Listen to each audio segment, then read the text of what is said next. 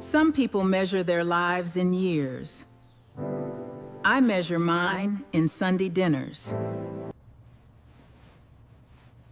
They say the hardest thing to learn as you get older. Whew. And that is how to scale down a recipe meant for a house full of love. For 50 years, this kitchen was a symphony. It was the heartbeat of our family. Pots clanking, children running through the screen door, the smell of sweet potatoes roasting. My late husband would always try to sneak a taste of the greens before they were done. I'd swat his hand away and tell him, "Patience, old man. The ancestors are still working on it." Now, it's just me. The house is so quiet, you can hear the clock ticking in the hallway. And cooking soul food for one? It feels almost like a forgotten art. Pots clanking, children running through the screen door, the smell of sweet potatoes roasting. My own mother taught me standing right at a stove just like this one. She used to say, "We take what we are given and we turn it into a feast. That is our magic." You can't make just a little bit of greens. The flavor needs room to build, to mingle, to grow deep. And you certainly can't bake a single square of cornbread.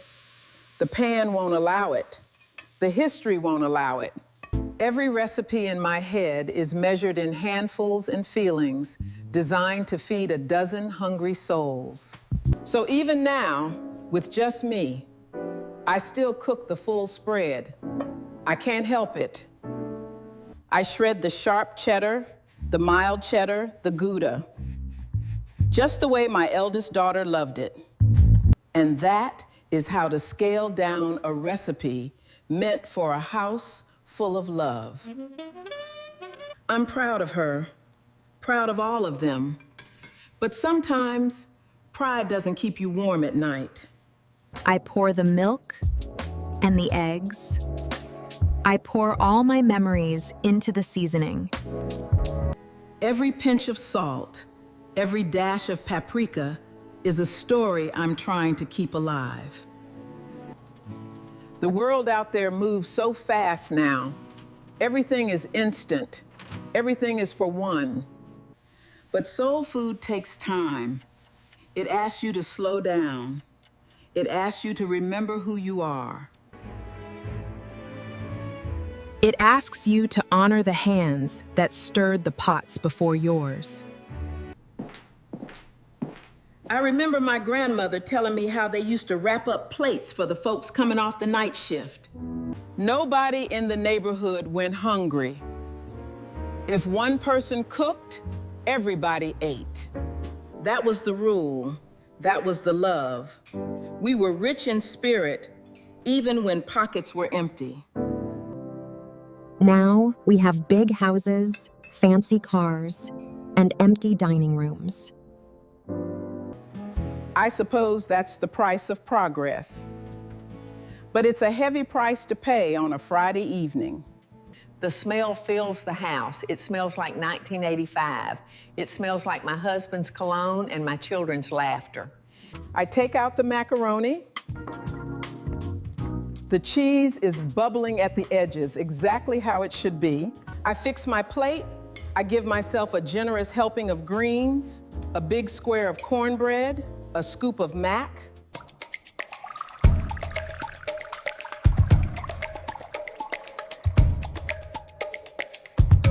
I carry my plate to the table. The floorboards creak. They know my footsteps by heart. I sit down in my usual chair, the one closest to the kitchen. I look at the empty chairs, 6 of them, just waiting, just gathering dust. The food is perfect, but sitting at this big, empty table, the silence can be louder than a Sunday choir. Sometimes I think about packing it all in. moving to one of those apartments for seniors. Where they cook the meals for you. Where you don't have to worry about scaling down recipes. But then, who would remember how to make this cornbread? Who would keep the ancestors fed? Lord, I'm grateful for the food on this table. I am truly blessed. But I just wish I had someone to say grace with tonight.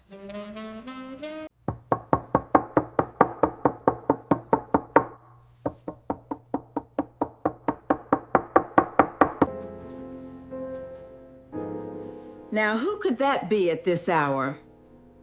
The mailman's long gone. Hold your horses, I'm coming. Grandma, you in there? I could smell that kitchen from the driveway. David? Baby, what on earth are you doing here? I thought you were working that big case in the city. Yeah. I missed you, Mama Mae. Oh, honey, let me look at you. I was. But I realized no brief is worth missing Mama Mae's Friday dinner.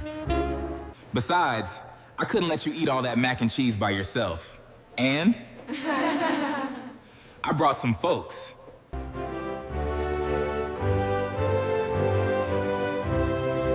Folks? What folks? This is Sarah from my firm and Marcus from the building. They couldn't go home this weekend. I told them if they want real soul food, they have to meet the queen. Oh my goodness. Bless your hearts, come in, come in. It's freezing out there. Don't just stand there, David. Get some more plates. The food is still piping hot. Yes, ma'am, coming right up. Just like that, the house wasn't quiet anymore. The ticking clock was drowned out by laughter. The recipe didn't need scaling down after all. It was just waiting for the right audience. Suddenly, the four of us were moving in the kitchen like an old jazz band finding its rhythm. Handing plates back and forth, passing the hot sauce, telling stories about the week. This is what soul food was made for. Not just to fill the belly, but to mend the spirit. Mama Mae, I swear this gets better every single time I taste it. That's because you're eating it with family, baby. Even the friends who just became family tonight. Mama Mae, looking at these young folks, I realized something important. They are hungry for more than just a home-cooked meal. They are hungry for connection. They live in a world of screens and rushing, but here, at this table, time stands still. Soul food isn't just about the ingredients. It's the history on the plate. It's the ancestors sitting with us. It's the art of taking whatever you have, whoever is in front of you, and saying, "You are safe here. You are loved here. You belong." I thought the art of cooking for a full house was forgotten. But it wasn't forgotten. It was just resting, waiting to be passed on to the next generation. So next Friday, I'm gonna make the big pan of cornbread again. I'm gonna fill the cast iron skillet. And I'll set 4 plates instead of 1. Maybe even 6, just in case. Because as long as we keep showing up for each other, pulling up an extra chair, The love never runs out. And the art will never, ever be forgotten.